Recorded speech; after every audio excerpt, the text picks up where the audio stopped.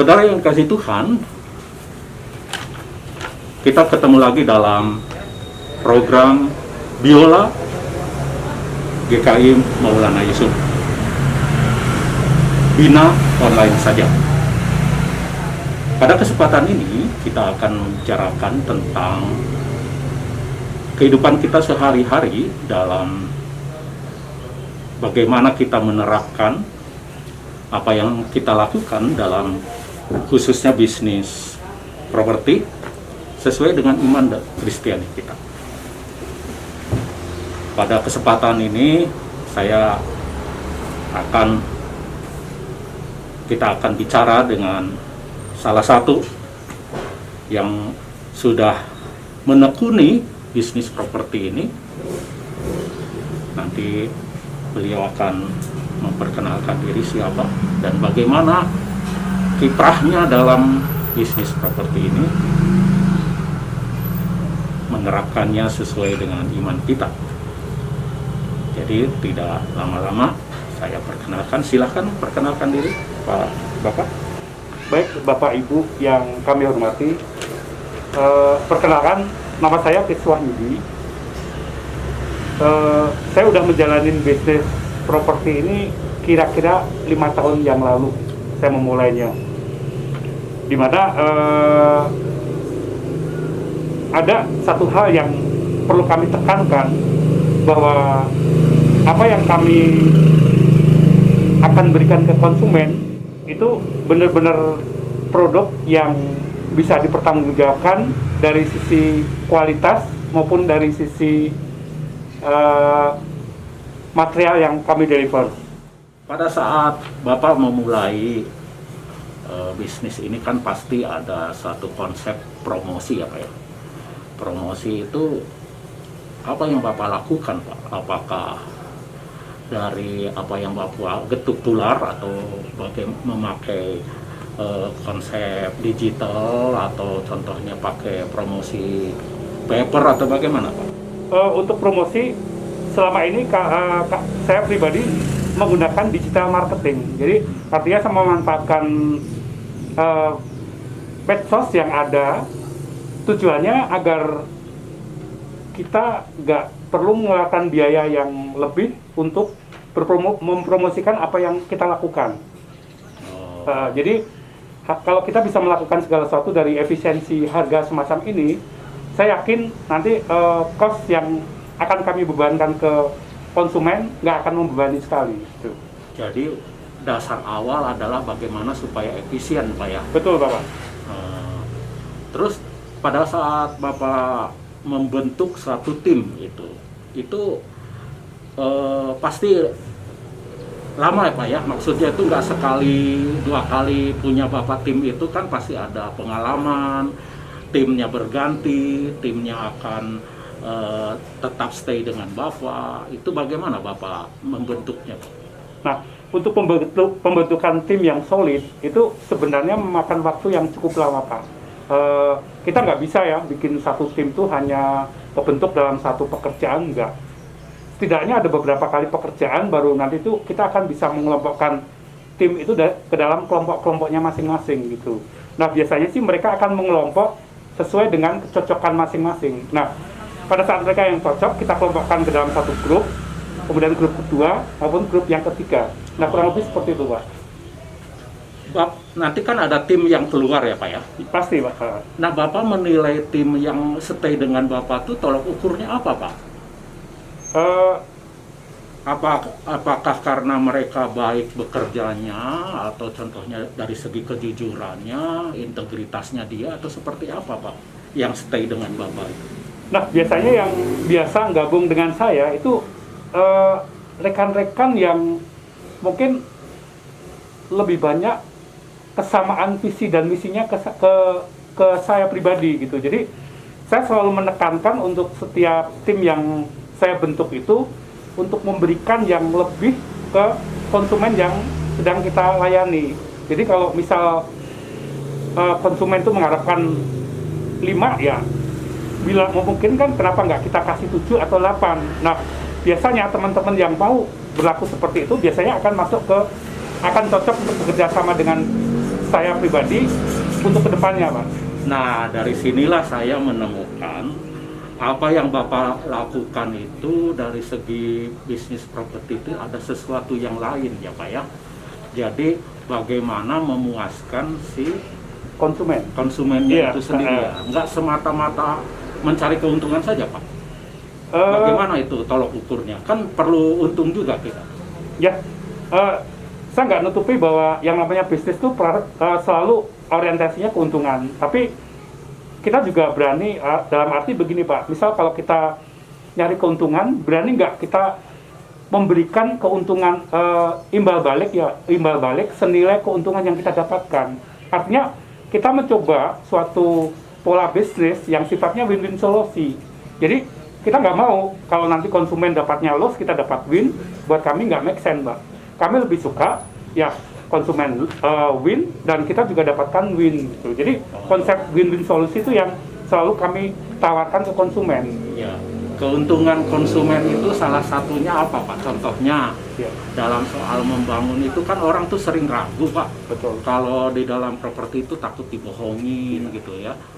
Emang konsep Bapak dalam bisnis properti itu borongan, harian atau bagaimana sebenarnya? Kok bisa konsumen merasa untung Pak? Gimana tuh? Nah, kalau konsep yang kami tawarkan ke konsumen, kami selalu menggunakan konsep real cost. Real cost itu dalam arti bahwa apa yang kami beli itu udah kami komunikasikan dulu dengan owner. Jadi, misal sebagai contoh, kita pengen membeli suatu material. Iya. Nah, kita tawarkan dalam pembelian material itu setidaknya kita bisa mengajukan 3 pembanding. Pembanding pertama, pembanding kedua, pembanding ketiga.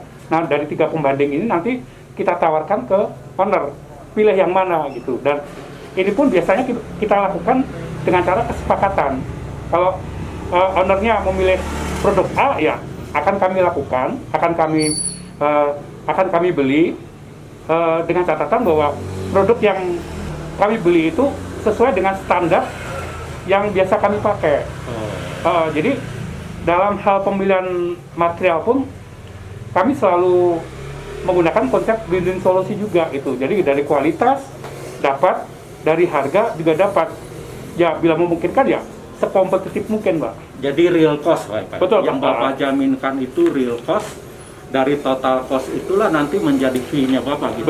Betul. Bagaimana supaya Bapak mendeliver sesuatu itu benar-benar cost-nya itu tidak di markup gitu Pak ya. Betul, Pak. Contoh markup biasanya dalam bisnis gini yang memungkinkan apa Pak? Contohnya kayak soal besi lah gitu. Ya, banyak sekali, Yang Pak. di markup itu apa Pak biasa? Banyak sekali biasanya sih kalau yang di markup itu bisa markup bisa upah tukang, bisa markup material, bahan, dan mungkin juga banyak hal-hal yang mungkin faktor pendukung, misal perizinan dan lain-lain itu gampang sekali lah. Kita mau melakukan markup, celahnya banyak sekali Pak untuk bisa kita dapatkan. Oke. Nah itu yang Bapak jaminkan, makanya kita bicara sekarang itu sesuai iman Kristiani Pak ya. Iya betul Pak. Kejujuran Pak ya. Apa yang bahkan Bapak mencari yang termurah Pak ya. Betul. Kemana-mana gitu kan, mencari yang termurah supaya yang didapat oleh konsumen itu benar-benar efisien ya. Betul. Terus soal mutu pekerjaan bagaimana Bapak jaminkan Pak? Nah, mutu pekerjaan saya selalu open Bapak. Jadi kalau seandainya ada konsumen atau calon konsumen yang pengen tahu hasil, saya selalu open. Saya suruh lihat proyek-proyek saya yang sudah jalan. Tujuannya apa? Biar itu nanti jadikan standar. Saya pengennya seperti ini gitu. Jadi dalam hal berbisnis ini saya benar-benar menghindari yang istilahnya jual kucing dalam karung gitu. Ya artinya apa yang kami berikan ke konsumen itu adalah seperti apa yang nanti kita sepakati dalam kontrak Pak.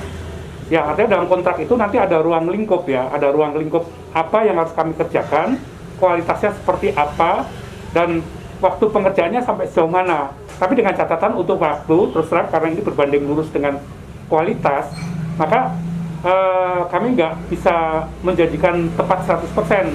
Karena semakin bagus kualitas, biasanya berkorelasi untuk waktu penyelesaian, Pak. Ya. Terus soal biaya tadi Pak, kan disebutkan real cost Pak ya. Ya.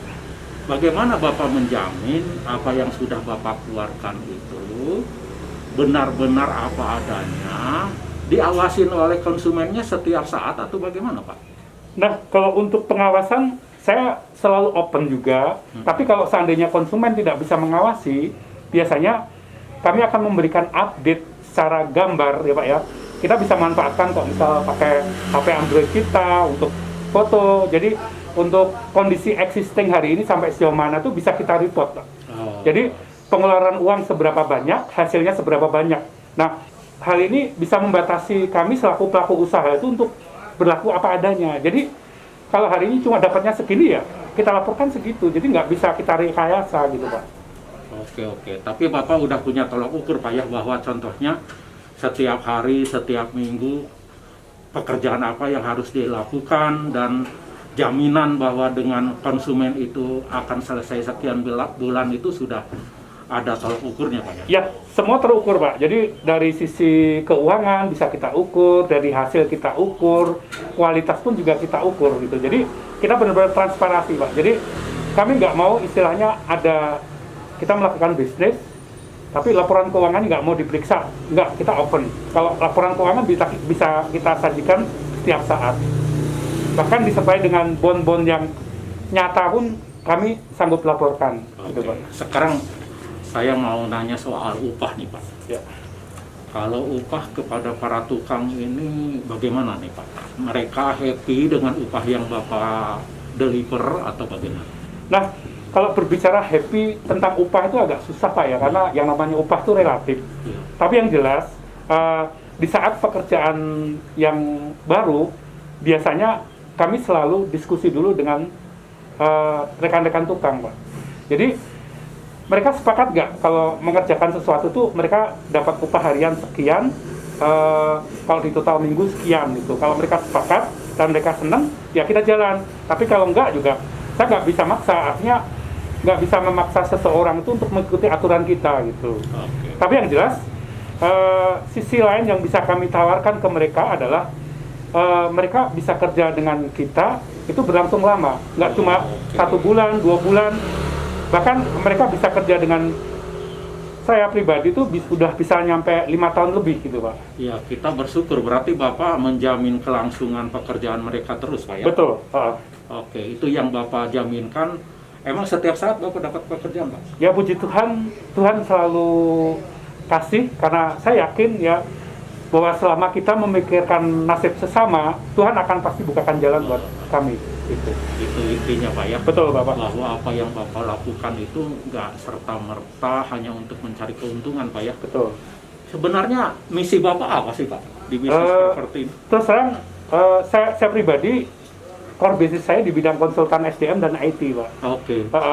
Tapi saya melihat, waktu pertama kali saya terjun ke dunia properti, itu saya melihat, dan saya sering mendengarkan teman-teman tuh pada curhat di lapangan, Pak. Mereka tuh secara kompetensi memiliki, tapi secara untuk mencari pekerjaan tuh mereka nggak sanggup. Makanya saya melihat bahwa ada suatu gap yang sebenarnya bisa kita lakukan. Nah, beranjak dari situ, akhirnya saya terbeban, Pak, untuk memikirkan nasib mereka. Akhirnya saya masuk ke bisnis ini dengan tujuan bisa menyediakan pekerjaan buat mereka. Dan puji Tuhan, sampai saat ini udah jalan 5 tahun, Pak. Bisa jalan terus untuk mencarikan mereka pekerjaan. Wah, memberi pekerjaan, Pak ya? Misi Betul. Bapak ya? Iya. Emang tim Bapak udah berapa orang, Pak, sekarang yang masih stay dengan Bapak? Yang udah berapa tim? Sampai sejauh ini total ada 4 tim, Pak. Oke. Satu tim berapa orang? Satu tim tuh kadang ada yang 9 untuk kondisi normal, Pak ya. Untuk kondisi COVID-19 ini sekarang mungkin agak turun karena saya juga ngikutin aturan pemerintah bahwa dalam satu proyek nggak boleh lebih dari 5. Betul. Jadi untuk sementara mungkin saya kasihnya cuma 5, 4 dan seterusnya itu.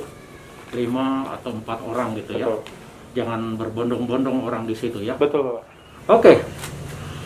Bapak Ibu Saudara sekalian, menarik sekali apa yang sudah kita bicarakan di hari ini.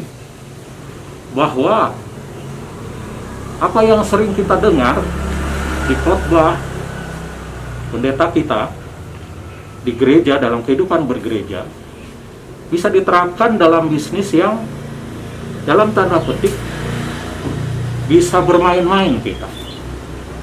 tetapi kita bisa menerapkan kejujuran kita, integritas kita sebagai orang Kristen sesuai dengan iman Kristiani kita, bisa kita lakukan di dalam bisnis ini. Jadi bisa kita simpulkan bahwa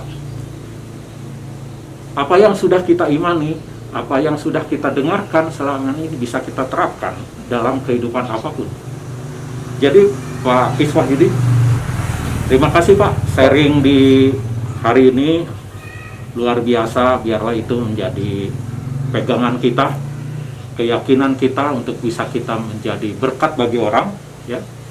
Siapapun itu, apa yang Bapak, misi Bapak itu luar biasa untuk bisa memberikan pekerjaan banyak kepada orang dengan konsep tidak menghalalkan segala cara, Pak, ya. Betul. Itu intinya, ya. Jadi saudara-saudara, maaf Bapak Ibu sekalian, dia dikasih Tuhan, ini sengaja memang kami harus menutup wajah kami karena kondisi sesuai dengan aturan pemerintah. Di dalam bisnis properti ini memang petugasnya juga harus pakai masker, Pak, ya. Betul. Untuk bisa berinteraksi. Jadi supaya Bapak Ibu kenal siapa kami, mungkin salah satu Bapak silakan dibuka dulu, Pak. Selamat sore Bapak Ibu. Makasih Pak Kis. Nah, ini saya dengan Penatua Pulman JM Huta Barat dari GKI Malone Yusuf.